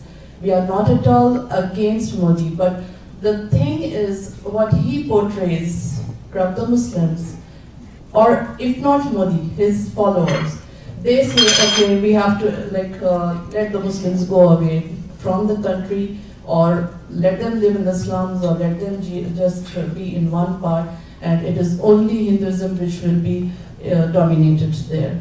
We are against that ideology. We would definitely like to see a prime minister or a president who brings up a country. We were never against anybody, and all the community there, it is not at all like that. But the general concept which has been spread that, okay, Muslims have no place in India, that has seeped down to each level. So we are against that. It is not that Turkey, we are favoring somebody in Turkey. We would definitely support Modi in case he changes his ideology. If somebody goes against Muslims, he doesn't support. So that is where my answer is. I think you have misunderstood me, sister. I am definitely dead opposed to Modi. Okay, so there's no question about it. I am sleeping and waking up, and I am opposed to Modi because he is not even Hindu. The RSS is not even Hindu. I think you misunderstood me. The RSS, Modi, BJP, these are fascist organizations. I am a Hindu. If they were Hindu, I would be a part of them. My point was not that Modi is good or bad. My point was that we have identified him correctly as the symptom that he is of the larger problem, that he is sectarian, as Scott said, he is divisive. He's the kind of people who bring out the wedge issues and give them such a terrible twist, they become worse and go from bad to worse. I think that's what we need to understand with all authoritarian people, including Erdogan. Erdogan is definitely not Islamic. I don't think he's at all, he's in the long term going to be doing any favor to Muslims of the world, or even the Muslims of Turkey. So I just wanted to clarify that. And all the Some now. That's a old worn out thing. Now many, not some anymore. Well, most of the terrorists in the United States are white supremacists. No, they are. They're white supremacists. I mean, that's the. No, Yeah. Practicing cardiologist in Ohio. I'm living in Chicago now.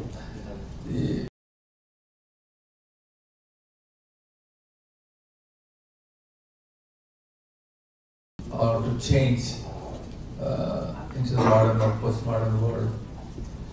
Traditionally, backbenchers in our society went to these seminary schools. All the front benchers or the toppers, they all became professionals. So we go to this mosque, and the guy who was a backbencher, he's at the podium. He's the speaker and we are the audience. So unless this platform is reversed and changed, the best among us to lead the Muslim community or change in the direction that we want to change, Nausheen or Javed and everybody else is sitting at the podium, but we're in a minority. So I think the solutions that you pointed out indirectly, either the attire or the method of teaching and the people who are teaching, and then they have our kids hostage. So I think unless we change this clergy system, which is which Islam came to really remove clergy system in Islam. So otherwise the powerful source of Islam would connecting the man to God directly without people in between. But now we have these misunderstood or hardly understood people who have such a narrow view leading the Muslim Ummah. I don't know whether the Muslim Ummah at large I'm talking about can ever reach to the modern age and time unless we reverse the tide.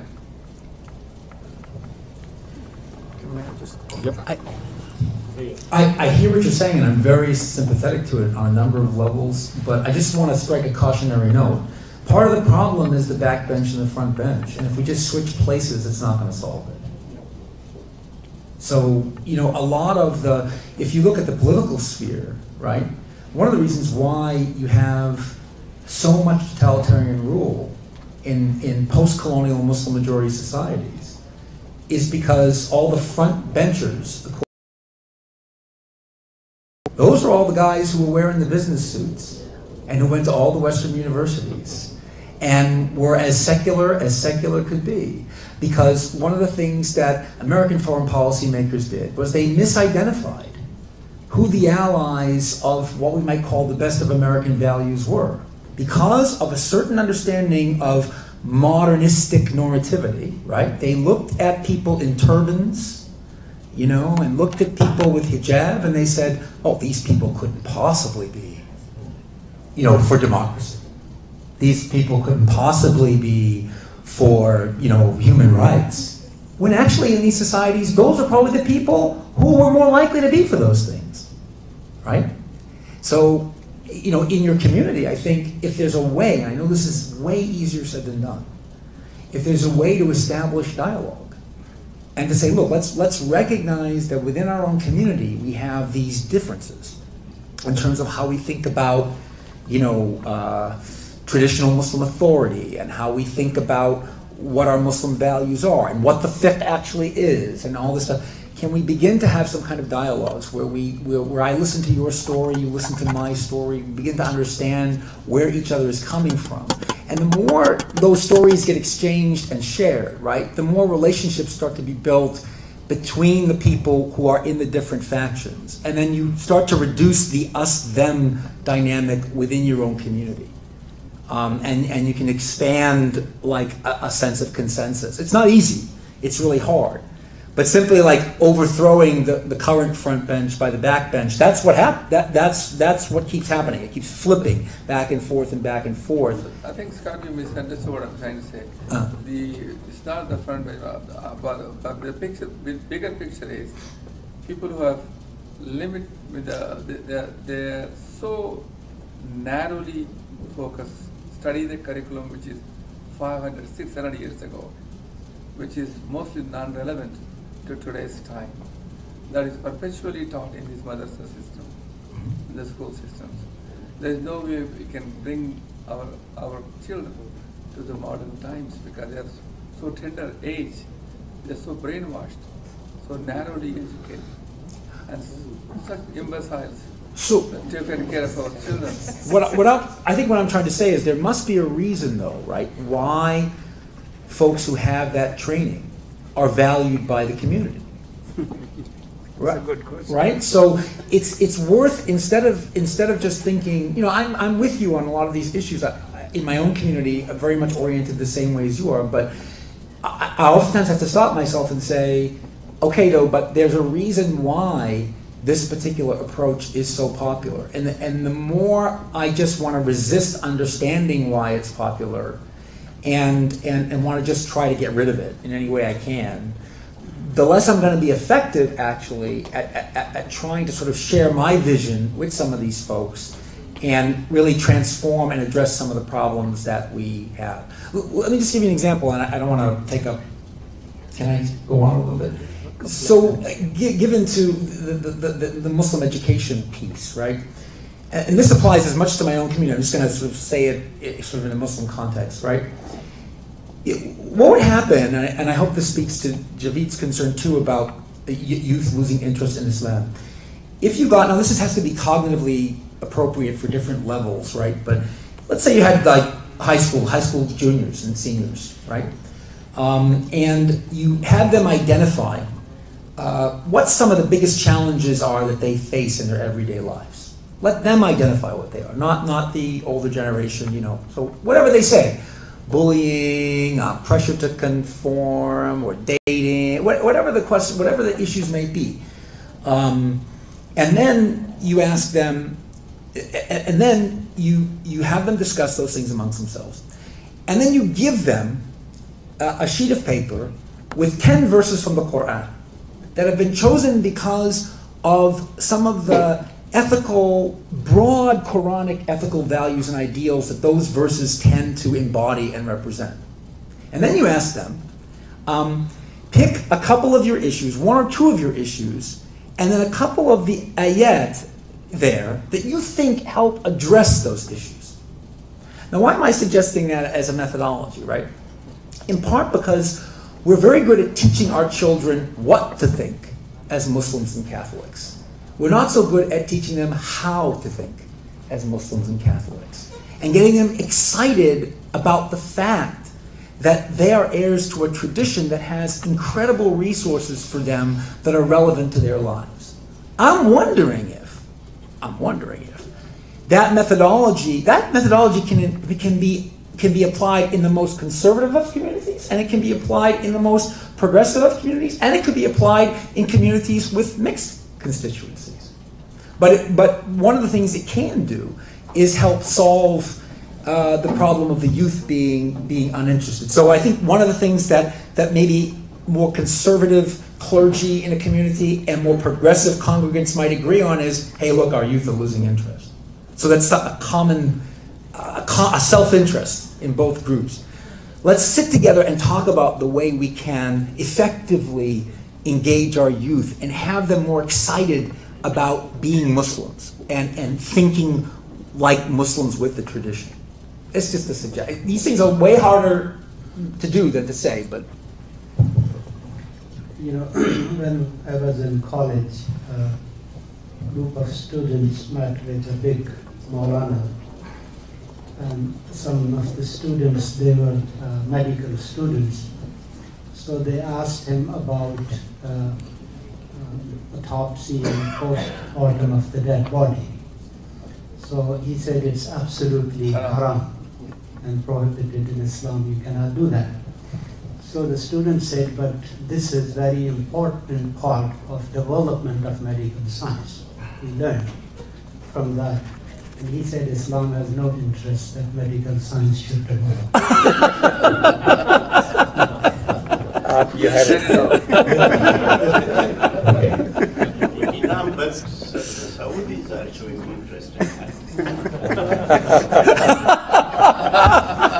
Yeah, MBS is definitely. Yeah, for the purpose of. So I'd like to go back to the point on secularism, and you made there were a couple of comments made about the assault of secularism on religion, and it's been an issue before. And there was some contemplation in the past that only religion should be confined to personal spirituality, not in the... I would like to ask a question. I think that probably presents a much better than and so I would humbly disagree with your proposition quite forcefully, and I would ask for a comment. We need another seminar for that. I can say something, just really quickly. I mean, I value a pluralist society. I value a society, let me put it this way. There are two interpretations of the Disestablishment Clause in the First Amendment, right? One is that it's to protect the state from religion, and the other one is to protect religion from the state. I actually buy into the second, and I think that's the healthier interpretation. Because, as I understand the American model, it's not like the French model. It's that the state ought not be in the business of allying itself with any particular faith tradition, right? But Americans are perfectly welcome to bring all of their faith values or so what I'm saying is, I want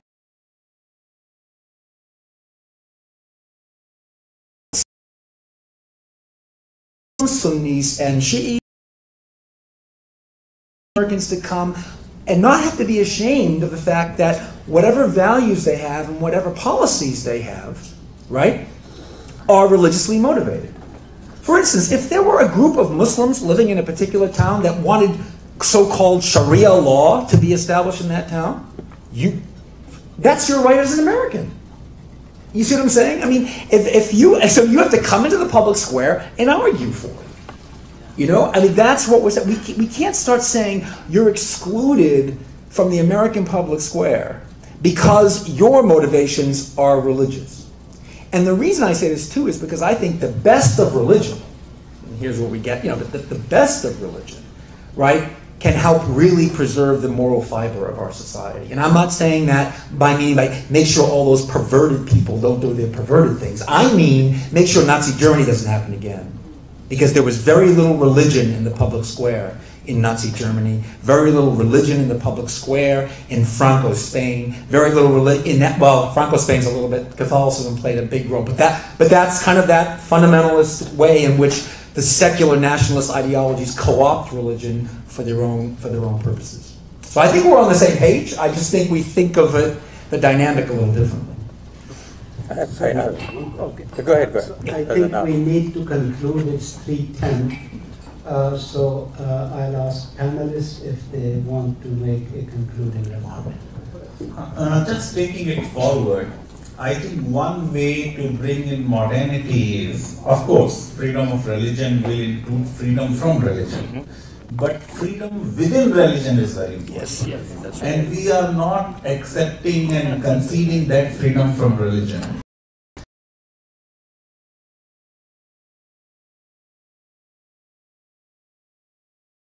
Many countries, wherever they are a minority and there is a constitution, it will not be the religion which will be supreme. It has to be the constitution of that particular country which will be the supreme law. And therefore religions need to understand that they have to give that interpretation of their religion which is compatible with the constitution. And that's why you refer to Maqasid-e-Sharia, you refer to it, but this fiqh aqliya, that you are a minority, you will always be minority, there is some other constitution, so your fiqh gives you far more freedom in that, and that freedom somewhat we are not using. Just about the triple divorce, everybody is telling a joke, so I will end with it. One of the seniors of mine in Aligarh told me that he was a research scholar or some professor. So as a research scholar, in the evening you will go for checking of your thesis. So as he knocked the door of his supervisor, he heard that some heated exchange was happening between supervisor and madam. And then he heard supervisor saying that I give you divorce and I give you divorce, but there was each time a response from her, I return it, I return it, I return it. And the man did not knock the door, he came back and he was so shocked. Sir, to achha khase aadmi the, but he gave divorce like this. And after a week, again he went, for 1 week he did not go. I let him come out of this shock. And then when he entered, the madam was still there. And then madam, as usual, brought the tea. So when after an hour or so, sir came to see him off, so he asked, sir, how did you make up? आपको तो मैंने उस दिन सुना था divorce हो गई. And sir said, but she did not accept. I gave it. So I think we need to bring it. But I would again refer to Salman Saab's this idea of basic structure. My problem with the recent debate about triple divorce is contractual nature of marriage in Islam is essential. And we should not convert it into a status. If we go to Henry Maine, he will say societies move from status to contract. So that movement that Islam brought in was a modernity. Marriage was an institution. Islam made it a contract. And in a contract there can be a breach.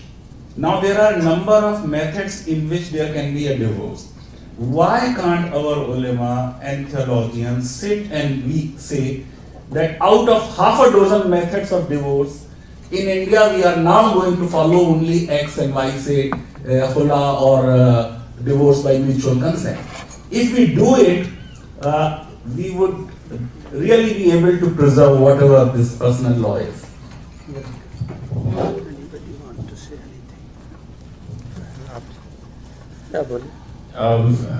Just one point, because the point that you have said about what you can do about the front row and the back benches and the front bunch. Frankly, as long as we know that the institution of the clergy will survive, and it seems so, although in an ideal system you didn't need a clergy, but the system of clergy is going to survive. We just have to improve clergy education, and that's all. There's no reason why we concentrated on making good cardiologists and we don't make good clergy that can change hearts as easily as you can. There's one reason. It's because immigrants don't want their kids to become clergy. They want them to be cardiologists. So if you have a really smart child who's inclined to be a great religious scholar, think twice about medical school. So I think what you need to do is, I think the American curriculum provides provides the opportunity of people doing two subjects at the same time. So what you really have to do is to do theology and cardiology. There you go. Bravo. That's the answer. And this one point about. We have developed those institutions like Dar es Salaam, Dar es Salaam. Lot of our. Very good. So just please send the model to India so that. We brought it from I was at La Matnia yesterday in the morning. I went for a function, La Matnia in Lucknow. A very fine, very interesting, very humorous principal. And I had a fellow traveler with me who kept looking at the college building and saying, "My God, this is so good. My God, this is so beautiful. My God, this kind of work you don't find anywhere in India." And the principal heard him out for a while and he said, "Now that's all very well. It's very good. Now how about getting us some money?" But one more point about Erdogan. I think it's important to keep in mind that there is perhaps a historical connection here. I mean, after all, not just Indian Muslims alone, but Indian Muslims and others have taken certain positions on people like Saddam Hussein, for instance, who was described by this country, I know that repeatedly, as the butcher of Baghdad. But Saddam Hussein symbolized a kind of resistance against many, many unwholesome things that Indian Muslims and Indian Hindus and Indian Christians all supported. The same kind of combined support has been given to Palestine. Not the kind of thing that Mr. Modi is now doing by segregating people, but there was a unified support.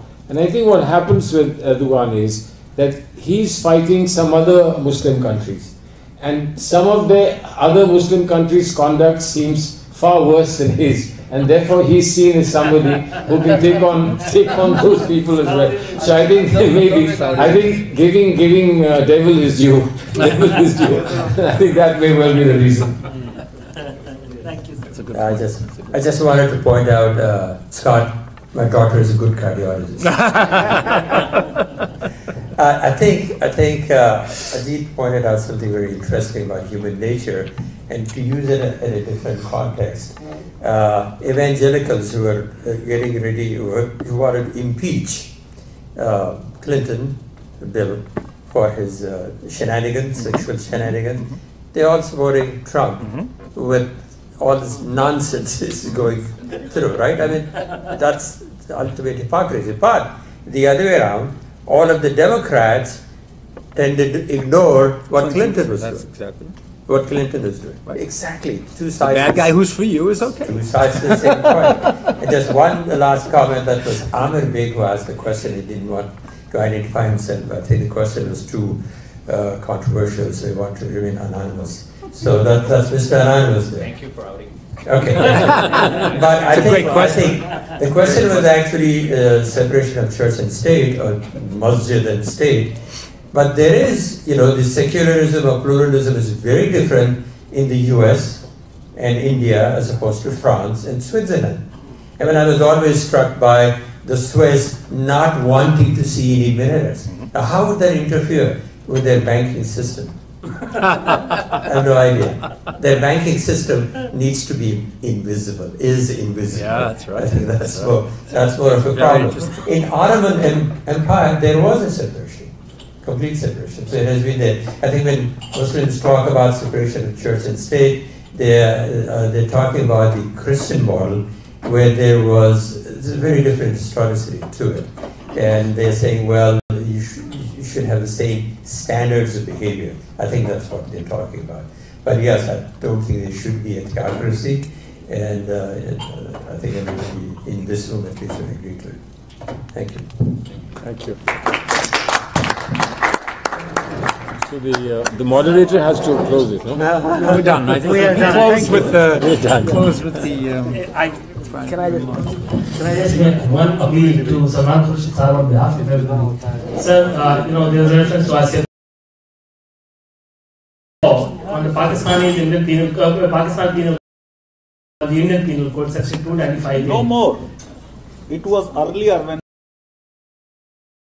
There's Section 295A, and Pakistan has added 295B and 295C. Yeah. But still, even Section 295A in the Indian Penal Code, it is being unfairly, hugely, disproportionately deployed against Indian Muslims and Indian Christians. I am part of an advocacy that we are doing currently on Capitol Hill, because there's a House resolution which talks about which seeks global repeal of blasphemy laws. Oh, yeah. And India is on a list of 71 countries with blasphemy laws. It is actually 8 places worse than Bangladesh. Since I believe that in 6 months' time we will see a new government, and hopefully we will see you, inshallah, as part of the new government, I would like to say to you on behalf of the organization that I represent, which is the Indian American Muslim Council, as well as on behalf of the oppressed, and marginalized communities in India, that please use your good offices in the future to at least seek a just application of the law.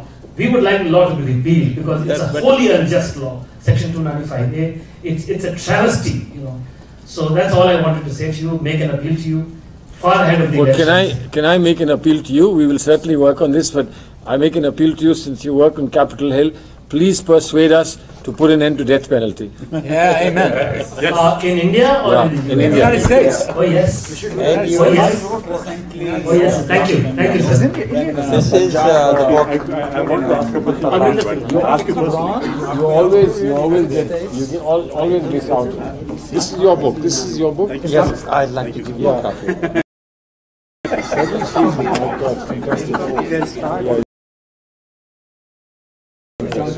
Yes.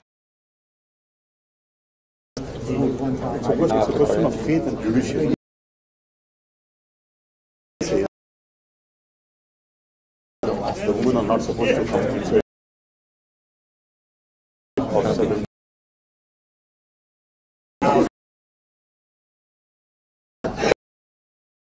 question blasphemy laws. You don't need to protect God. All things.